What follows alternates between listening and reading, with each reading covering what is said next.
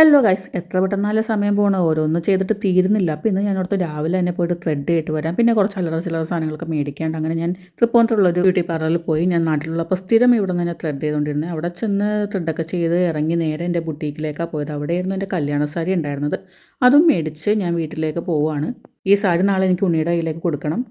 അങ്ങനെ വീട്ടിൽ ചെന്ന് ഫുഡൊക്കെ കഴിച്ചതിന് ശേഷം അഞ്ചേച്ചനും ചിഞ്ചേച്ചനെ വെയിറ്റ് ചെയ്തിരിക്കുകയാണ്. രണ്ടുപേരും എൻ്റെ കൂടെ പുറത്ത് വരാനായിട്ട് ഇരിക്കുന്നുണ്ട്.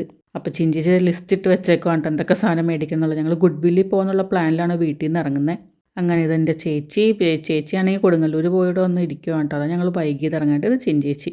ഞങ്ങൾ ആദ്യം എന്നിട്ട് ഗോൾഡൻ കപ്പിലേക്കാണൊന്ന് പോയത്. റെൻ്റൽ എന്തെങ്കിലും ജോൽസ് കിട്ടുമോ എന്ന് നോക്കി. ഈ മാല എനിക്ക് ഭയങ്കര ഇഷ്ടപ്പെട്ടു കേട്ടോ. പക്ഷേ ഭയങ്കര കോമൺ അല്ലേ. പിന്നെ ഓരോന്നോരോന്ന് ഇങ്ങനെ ഞങ്ങൾ വെച്ച് നോക്കി എടുത്ത് നോക്കിയൊക്കെ ചെയ്യുമായിരുന്നു. ഒരുപാട് ഓർണമെൻറ്റ്സ് ഉണ്ടായിരുന്നു. എല്ലാം നല്ല ക്വാളിറ്റിയും നല്ല അത്യാവശ്യം നല്ല പ്രൈസിങ്ങിലും ആയിരുന്നു. ഞങ്ങൾക്ക് എല്ലാവർക്കും അത്യാവശ്യം എല്ലാം നല്ലതായിട്ട് ഇഷ്ടപ്പെടുകയും ചെയ്തു.